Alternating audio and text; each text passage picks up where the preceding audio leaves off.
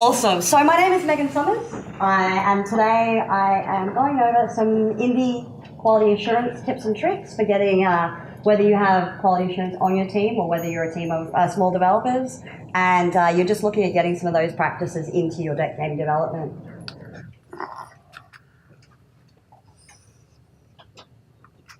Okay. Yep. Wow. Does not like me at all. I'm just testing it. It's okay. Sweet. Okay. No. Does not like me at all. All right. Okay. I think it's working now. No, don't touch it. So who am I? Why am I talking about quality assurance? So in August, I hit 10 years in the games industry. I started at Pandemic Australia as junior quality assurance. Back in the days when quality assurance was an intro track for a lot of time for getting into game development. I studied a diploma of multimedia, majoring in games design, but then didn't know what I wanted to do, so went into development straight away to sort of figure out what I wanted to do. I was there when EA bought out Pandemic. Then I moved to Chrome and THQ within the next 10 months. Yay for the GFC. I now own and run my own studio called Screwtape Studios. We are working on our first PC console release at the beginning of next year called Damsel. And also in the last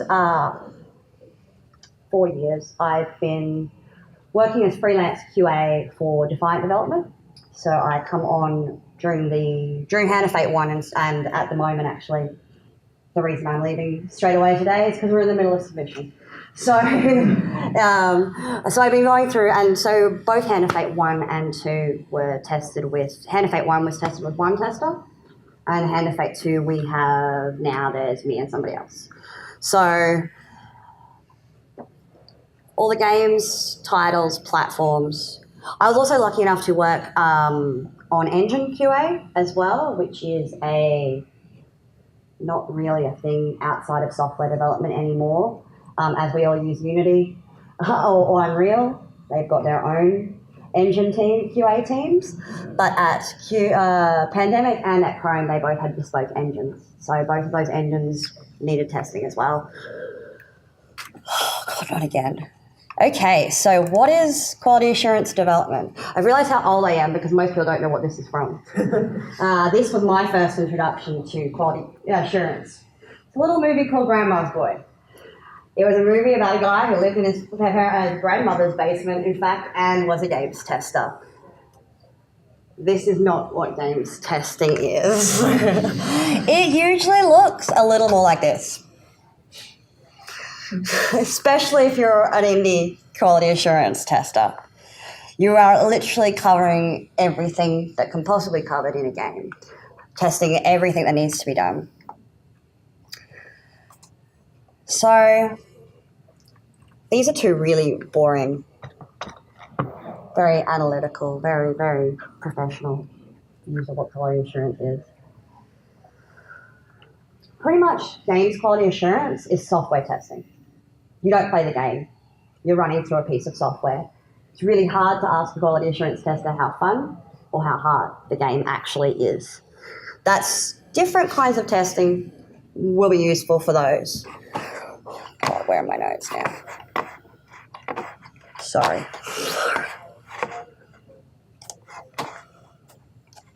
Nope, really doesn't like me. Okay, awesome.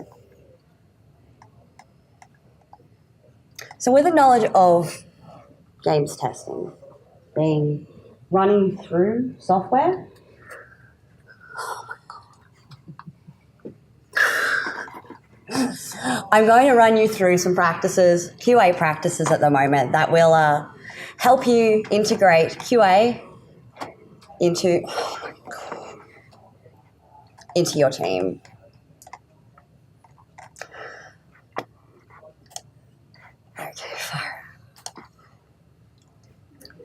So why do you want to assure the quality of your games?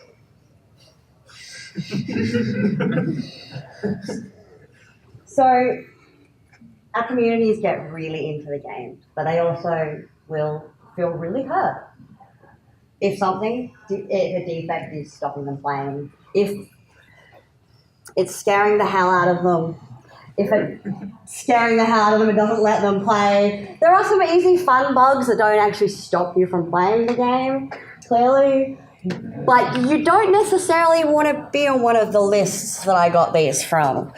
The other reason for wanting to make sure you're actually assuring the quality of your product, these are a funny story. The Arkham Knight PC port wasn't. They pulled it because it was too buggy. That's a lot of money gone. There's a lot of people that you've upset. There's a lot of business opportunities that you won't get again just because they didn't quality assure the product that they were pushing out the door. The fact that that actually got to release was a little scary. I'm not sure if anyone actually played the Arkham Knight PC board. It's terrible, but they fixed it later. But yeah, good old patch updates.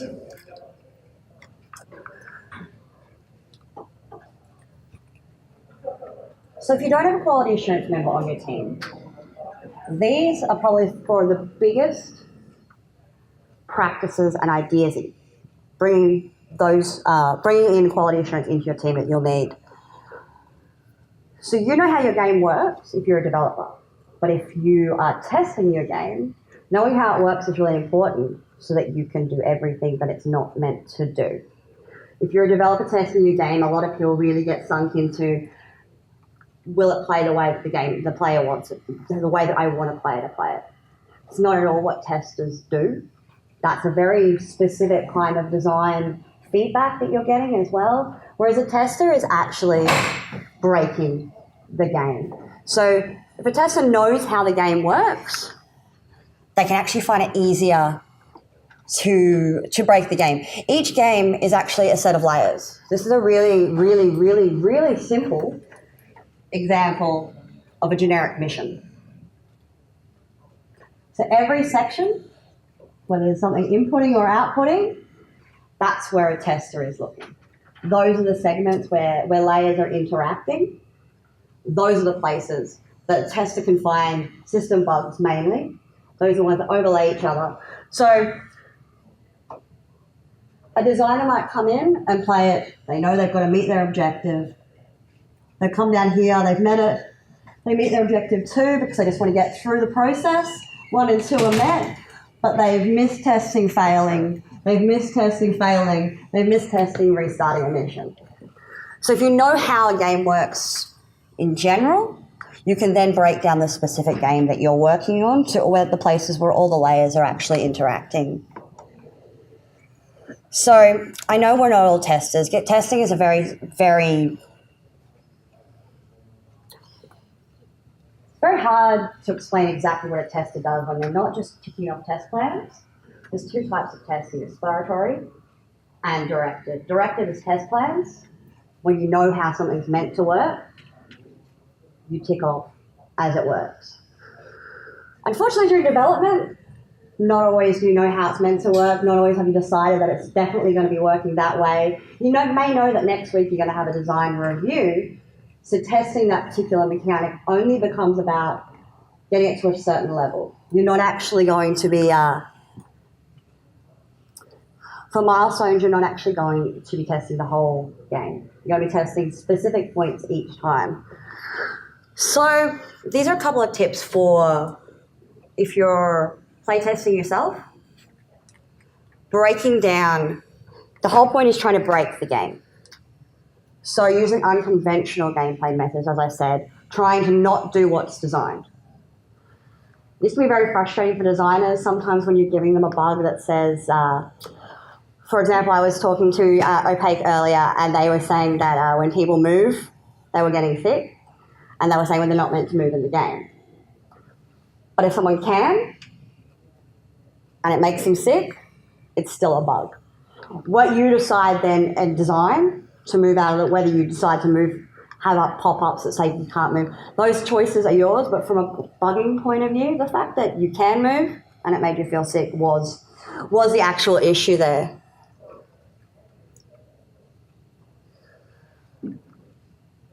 So a lot of this comes down to running over multiple times, doing anything in your game that you can do. If you have missions, failing and retrying missions constantly, because it's about finding logic gaps. Sorry. Everything keeps disappearing.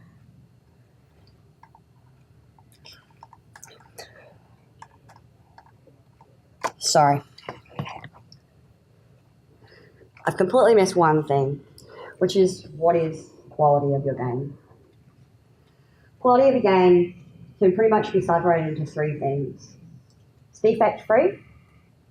The user experience for each user is known and not very different each time, unless it's specifically wanted to be. So if you choose different characters, obviously they will be different experiences. But if you only have one character and one person's machine crashes and one person's doesn't, the user experience is extremely different. So you need to be making sure that the user experience, as well as being bug and defect free, and also that the game plays how it says it does. So those are three main parts of quality for a game. Play it like it says, play it like you say you're going to play it, free of any visual issues, as well as crashes, defects, bugs. And then, making sure that there's no significant variations.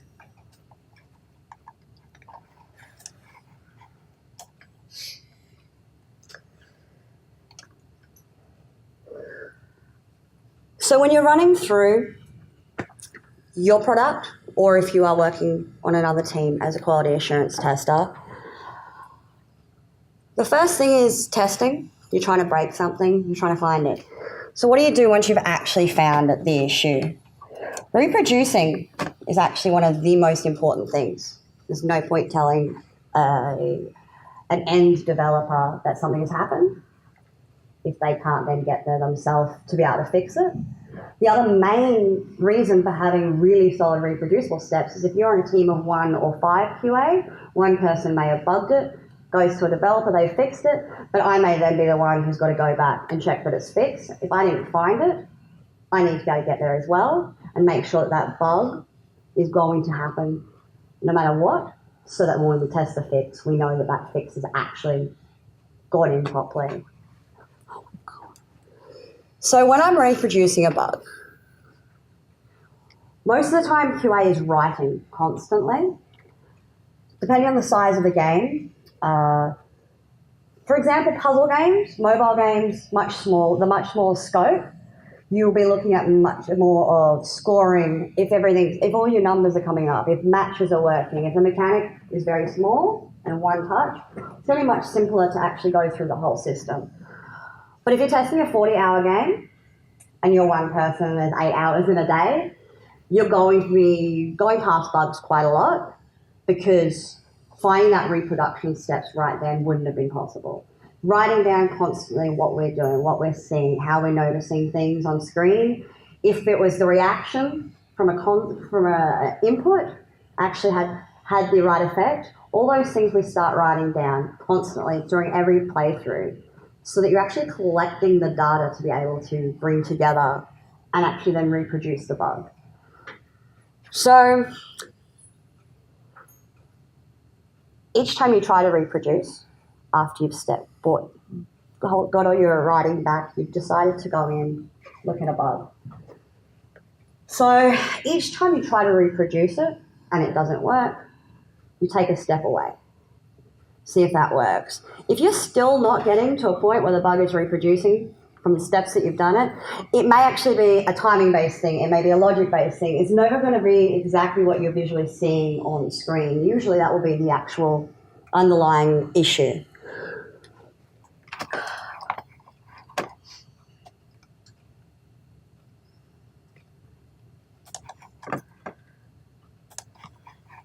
So writing an issue report.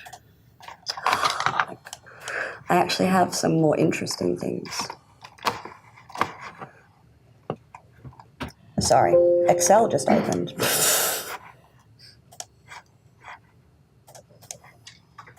Oh my God.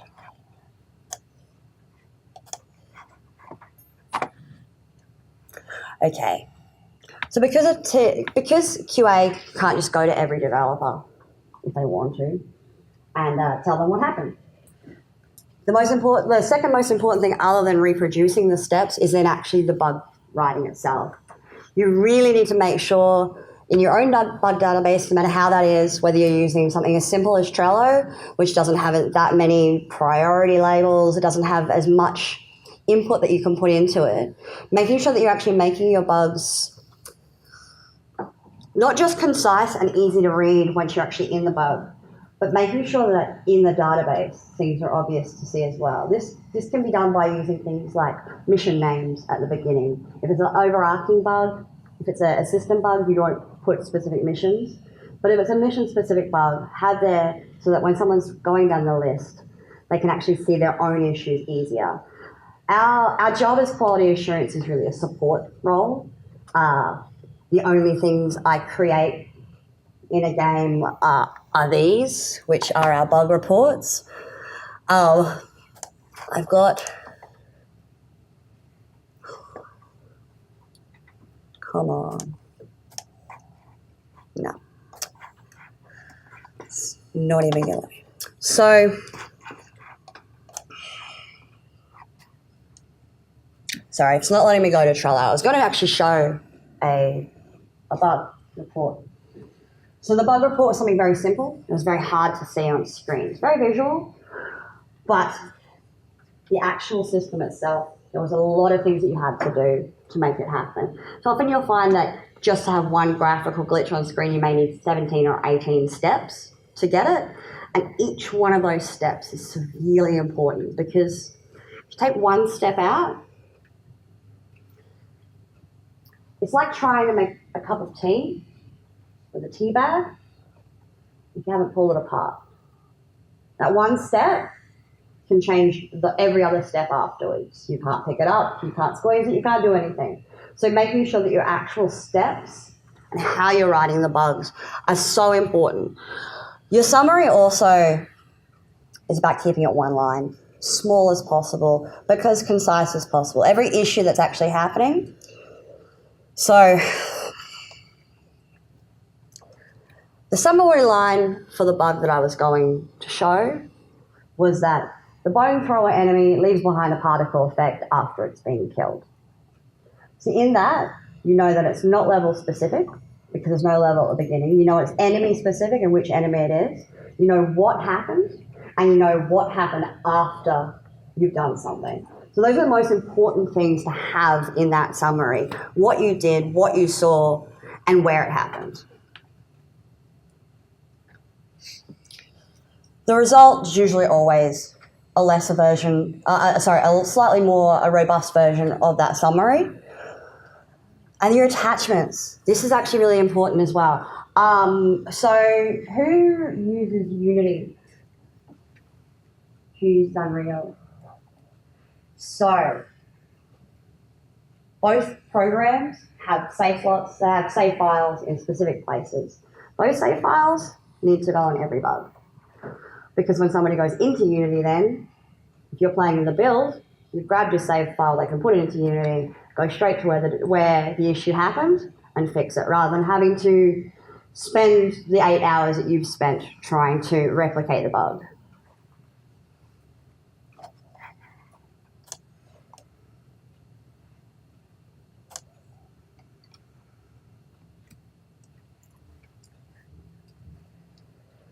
So as QA or as a developer, looking at when you need to test your own build.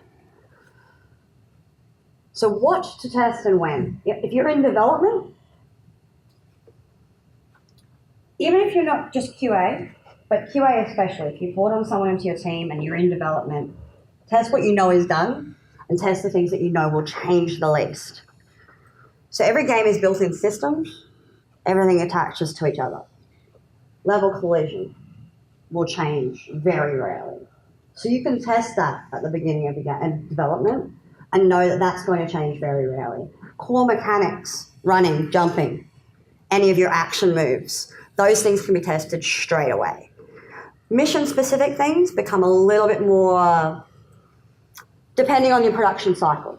This also depends. If you have reviews, if you have design reviews, or if you're just building off a design document and you're getting it done and then it's done, they will change slightly.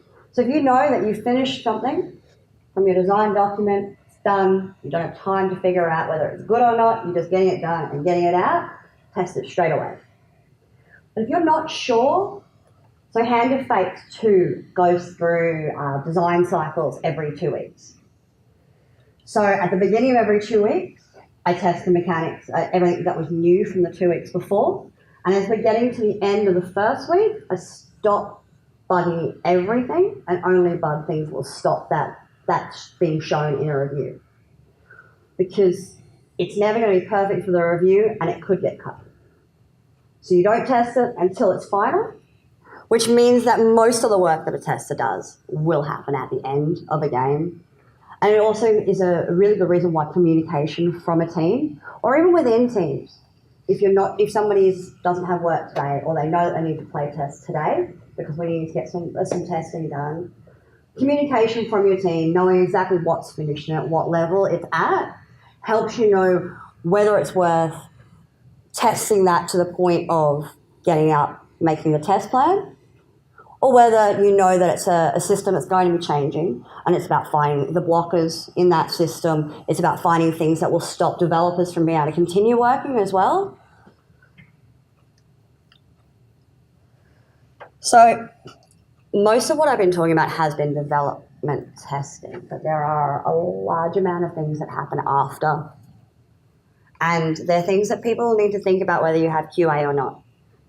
So if you have localization in your game, localization testing is a thing. Depending on what level you've gone to as well, will depend on whether you're looking at outsourcing or whether you'll look at localization in itself is hard if you don't speak every language, but there are tests that can be done to make sure that everything's showing on screen as well. And the last one is compliance testing. Anyone on mobile? Who's working on mobile? Who's working on consoles? Who's working on PC? In that PC, who's looking at Steam? Okay. So Steam doesn't have that much compliance. Compliance is the consoles themselves saying this is what a game needs to look like and be at a stable point before you're allowed to be on consoles. It's the last bit of testing. And if you are looking at going on consoles and you've gone through all of the processes and you've got your compliance tests, but you're not even having a look at them, I'd suggest looking at them now.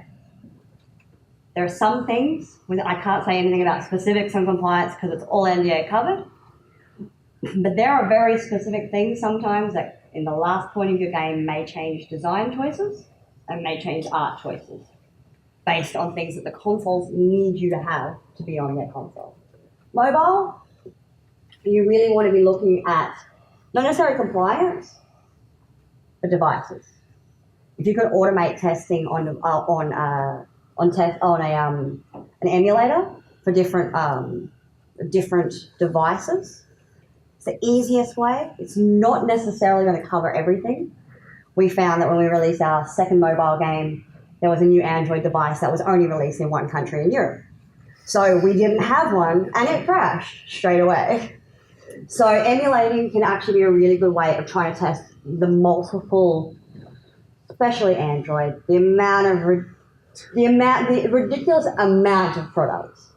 And that's actually one of the biggest things for mobile because you are online, you're out there. So knowing that any device that picks it up will actually make it work.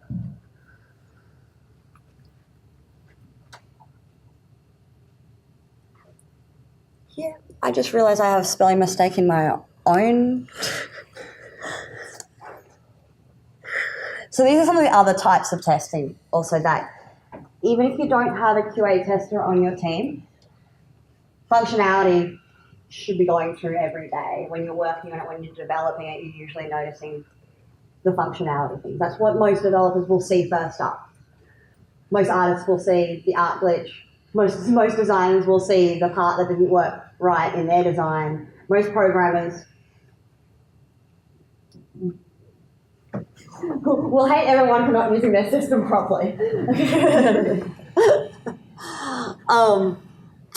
So there's some other good ones if you don't have QA on your team, but other things to look at. There are a couple.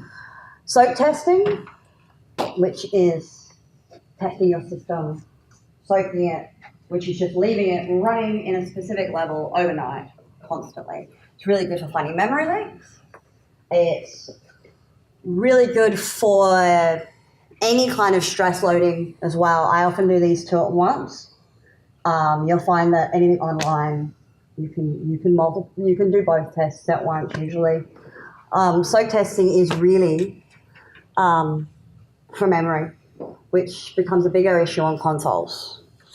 And then the last two things, even if you don't have QA but you have a bug database and you fix something, test the fix. And then the last thing is regressing.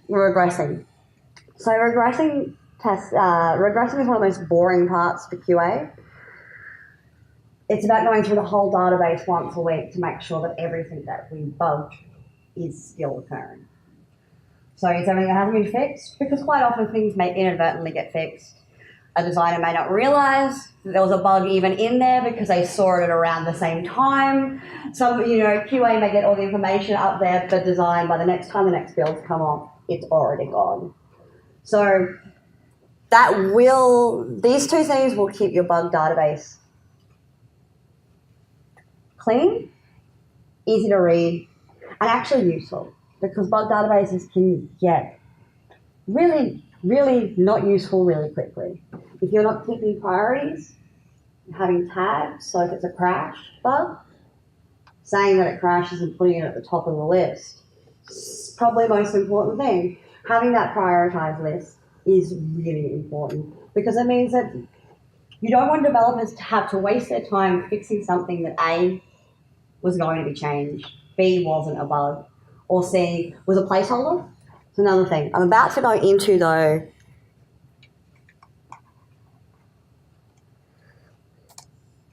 actually. So tips for integrating into a small team. So if you are going to bring on a QA member, if you're a small indie team, there's a couple of ways that you can do it. So there are outsourced companies. Usually this will mean you work on one build, send off that build to another company.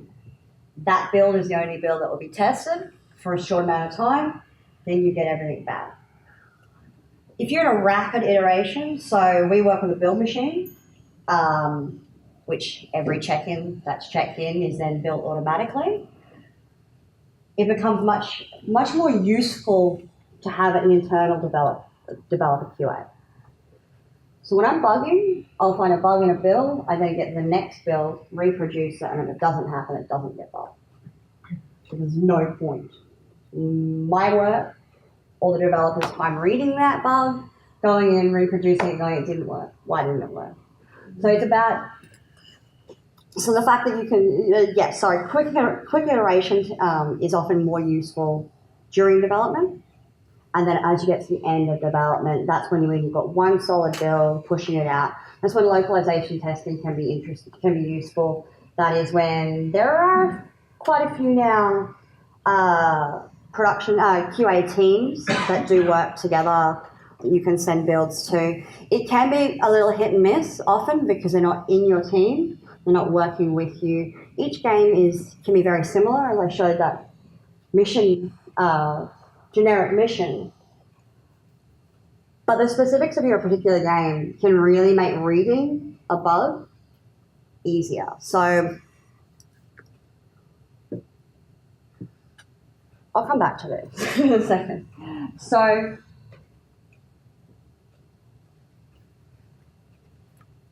actually, no. So if you are bringing someone onto your team, even if you don't have design documentation, I know it's a contentious topic, design documentation with Agile and Scrum, how much you do or don't have, how much that's updated, how much that's kept. Usually we start with better design documentation, and then by the end, the game is the design documentation. It's usually how it ends up running. But if you're bringing QA into a team at a certain point, giving them a small amount of information, just as you don't have to have documentation, but what's in, that's final, if there is anything. What's in that will be reviewed. What's in that's placeholder. Just having those few requirements, design specifications can really help with the speed that QA can not only be not bugging things that you don't need to know, but also then working around the whole system that they're working in as well. Test plans are also a little contentious. So it may seem really weird to a lot of people, the thought of not doing test plans in QA. Or not doing them, but leaving them to as far to the end of the game as possible. Once again, it definitely depends on your design cycle. If I haven't made a test plan for Hand of Fate 2 until last week, and we're 5 weeks from submission.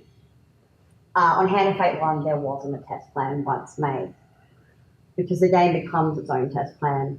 If you are negotiating time versus time tested, but also not knowing when something is going to be finished. The idea that games need to be fun, and it's an intangible thing, means that design can often change a lot. So from a QA point of view, we're not testing the game, we're testing the system, because a game is a system. Designers though, and everyone, well, it happens less with artists, because a lot of the time artists will have their work implemented, integrated into the build by somebody else. But I can't stress this enough. Test your own work in the build. Don't just be working in Unity, because your workspace and your final product won't be the same. There are bugs that are only going to occur in Unity. Some of those might be functionality bugs, it may crash. Depends on how you've built your system. And as you're getting further towards release, getting out of Unity and testing all your work in the actual build becomes essential. Because there's no point when you're 4 weeks from release having, say, you and a QA team member figure out for an hour why it's crashing, and then in the development space, a programmer has to come off other work to fix it. That's not in the build, and it's not stopping you from fixing it. It's about weighing up whether it's even worth it at that point. So I really, really, really stipulate, because we don't work in Unity often at all. If you're bringing on QA as well, often it's cost restrictive having another seat for Unity. And so quite often, if you have a good debug menu in Unity and in game, you'll find that you won't actually need that seat for QA. If they're on the team from the beginning of the game, that seat will become almost invaluable. Because if QA can go into the code, into anything in the game, just to find the piece of information that you would need, it's all they're doing. What line is it crashing on? Awesome. That's easier for you to go fix it than it is for me to write 17 steps. So yeah, it's about, as the project changes in the production cycle, how you test does become quite different. A lot more exploratory to begin with, narrowing down each milestone you hit, start specifying what was actually final in those. Use test plans then to test those things. You'll then start exploratory again as you start going towards the next milestone. If you don't have time to do this yourself, having a monthly playtest session, a fortnightly playtest session for your own team, and get them to not only look over everything that they've worked on, but really try to not play the game. Don't play it like a game. That's what developers are doing every day. When they're honing something, all you're doing is testing one mechanic, constantly like tweaking it. Whereas you want to play like someone who's never picked up a game before, let alone your game, because you could mash the button 8 times and it could crash. You don't know. So think about when you're testing your game. It's not about playing. I hate the word play when it comes to testing because A, it makes it feel like I'm having fun. And B, 2, it makes it sound like QA has the right to give design feedback. Contentious, I'll get to that in a second. And see, it really negates what a QA tester is actually doing. There is no playing. It's a systematic breakdown of software systems. A lot more intricate often than software design. So the contentious point on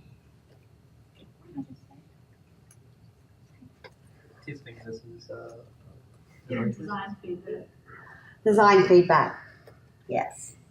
So because QA used to be a very entry-level position into people used to want to be designers, production is a great way in as well. You'll often find sometimes that no one wants to be QA most of the time, but a lot of the time people are only doing it to be a designer. So if you're playing the game 8 hours a day, something changes, a piece of design changes. So for example, an enemy attacks you much quicker now. At no point in that day should you be telling that designer that it's too hard.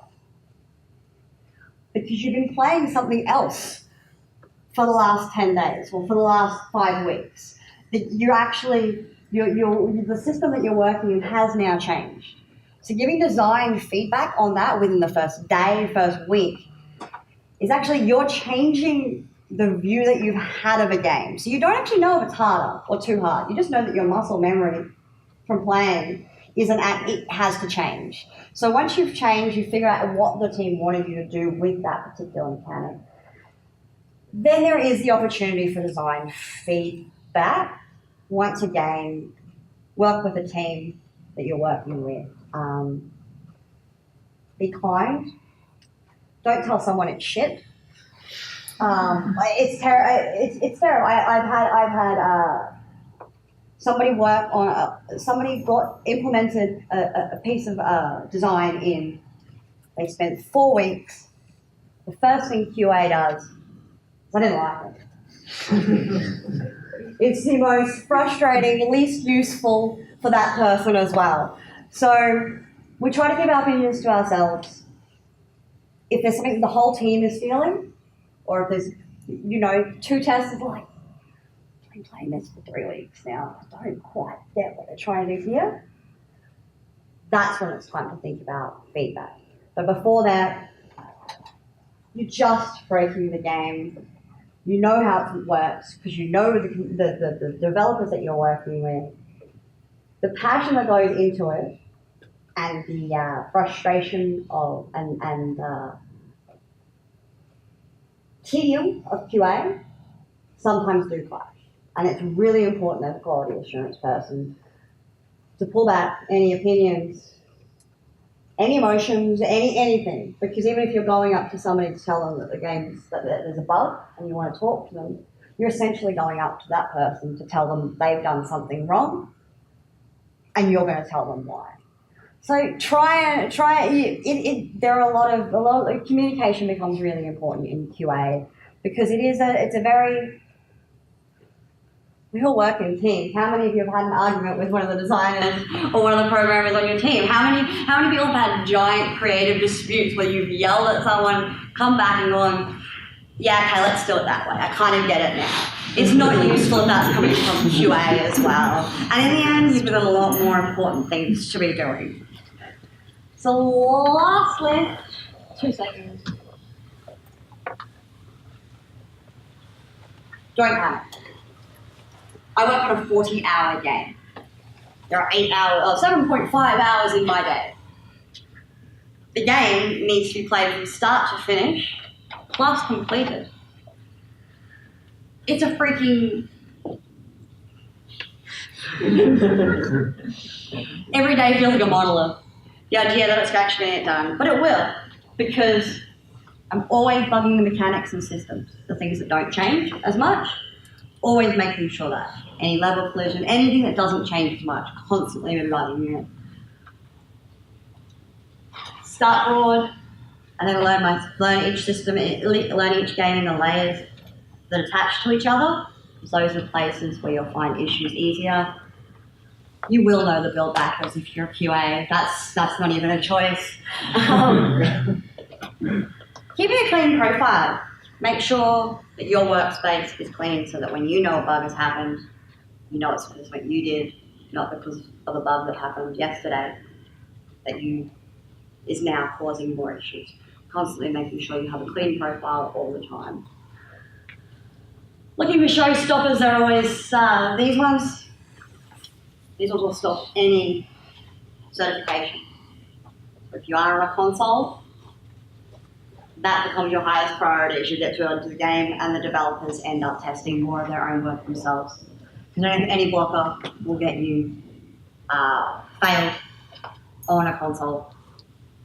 I think Sony's getting a little bit more, having seen some of the games on the system at the moment. And the last one actually that I find is in QA. If the build is completely forked, you're in the middle of development, people are busy, you can't keep working on what you're wanting to work on. Best way, using the debug menu, finding workarounds. Finding workarounds for your own self to know that you can continue working even though it is broken. Because that's what everyone else will be doing as well.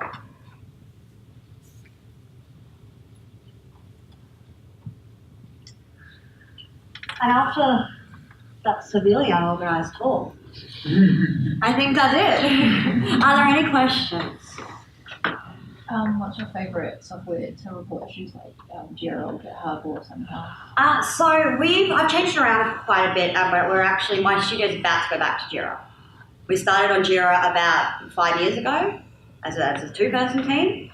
Way too much. Just there are things that you also at the time, there are options that you couldn't get rid of. So Trello can be really useful for a small team. Really useful. You can add anything you need to that, or you can have as simple as you need. But bigger the team, the more you need the idea of priorities. And Trello is just any of the plugins that are out there start sucking your system down in Trello if you've got too many issues. So Jira, I found not only is an Australian-owned company, it's kind of nice, but also it has now become one of the best out there. We were also using a tool called Hack and Plan, which is a game development and task tracking and bug tracking system, but it just told us how much it wants to charge us. What do you do when you find a show-stopping bug that destroys the storyline and you can't reproduce it? It's happened once. You pretend it doesn't happen. Well, that is a really good reason why we write it again. Because if it happens once, I've written it down. I know it's happened. I wrote down where I was, what I did, what I was doing. So the next time, if it does happen, I can go, oh, I wasn't doing that this time. So it's really about taking every piece of data away. On the flip side, you spend 16 hours looking for one bug. Yeah, well, that's what I'm doing, yeah. On the first game I worked on, I played in debug mode at 5 frames a second for 3 days to get one crash. For one milestone, the game got cancelled. But yes, it's definitely. Also on the flip side, bugs that only you can find that no one else can. That's always a fun one as well. Mercenaries 2, I was testing that, the gold version of it. found a crash, no one else could get it. They went, probably doesn't happen. The first thing I did in the retail copy was make a crash. Doing exactly the same thing. From a programming perspective, if you're also the QA role, what are some tips to break out of your tunnel vision of like, you know the build, which is great, so you know how to break it, but then you also are kind of locked in that perspective. Yeah. So look, think about your demographic. Who's going to play the game?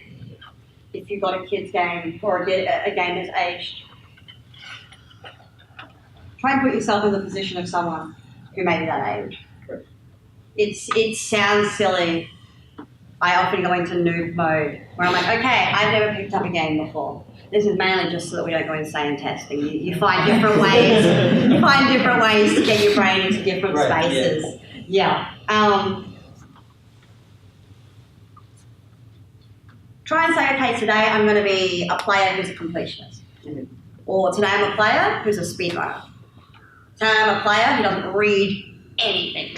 And those can really help put you in just opening up the way that your brain's thinking when you are testing.